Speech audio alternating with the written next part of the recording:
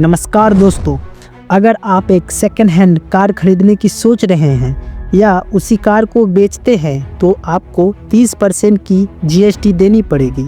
और यही नहीं, अगर आप सिनेमा घर जा रहे हैं और आप बिना पैकिंग वाले पॉपकॉर्न खरीदते हैं तो 5% की जीएसटी देनी पड़ेगी, और पैकिंग वाले पॉपकॉर्न खरीदते हैं तो 12% की जीएसटी देनी पड़ेगी।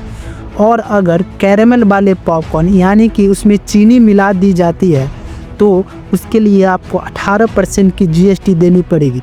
सोचो, सरकार हमसे हर एक चीज़ पर टैक्स ले रही है। रोने पर टैक्स, हंसने पर टैक्स, खाने पर टैक्स, पीने पर टैक्स, रोड पर टैक्स, एयरपोर्ट पर टैक्स, रेलवे पर टैक्स, एजुकेशन पर टैक्स, स्कूल जाने पर टैक्स, कोचिंग जाने पर टैक्स, कॉपी, बुक, पेंसिल पर टैक्स। और इतना टैक्स देने के बाद बदले में हमें क्या मिल रहा है? ये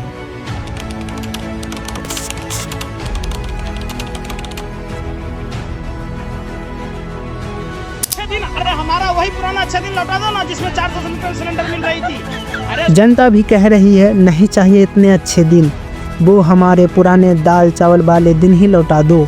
खासकर एक मिडिल क्लास वाले जो महीने के 10 से 12 हज़ार कमा रही है।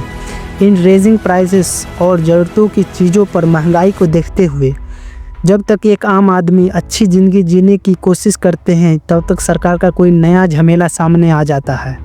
हाँ, अगर आपको टैक्स ही वसूलनी है तो आप लो ना अंबानी अडानी ये बड़े बड़े उद्योगपतियों से, फिल्म इंडस्ट्री वालों से, लेकिन नहीं, मारनी आपको एक आम आदमी को ही है।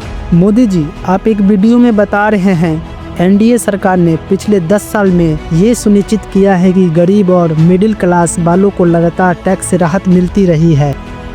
एनडीए सरकार ने पिछले 10 साल में ये सुनिश्चित किया कि गरीब और मध्यम वर्ग को लगातार टैक्स से राहत मिलती रहे। कहाँ दे रहे हो राहत गरीब और मिडिल क्लास वालों को?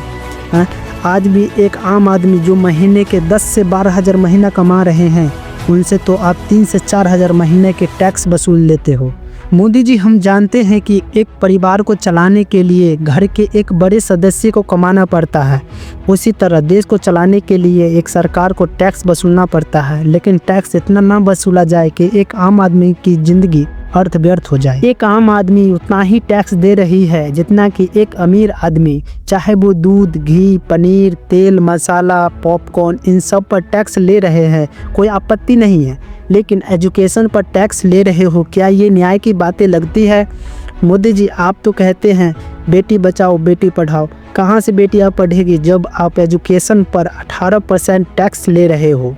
अगर इसी तरह टैक्स बढ़ती रही तो एक दिन ऐसा आएगा कि देश के सभी धनी परिवार, देश के बड़े बड़े एक्टर, प्लेयर, उद्योगपति दूसरे देश में शिफ्ट हो जाएंगे।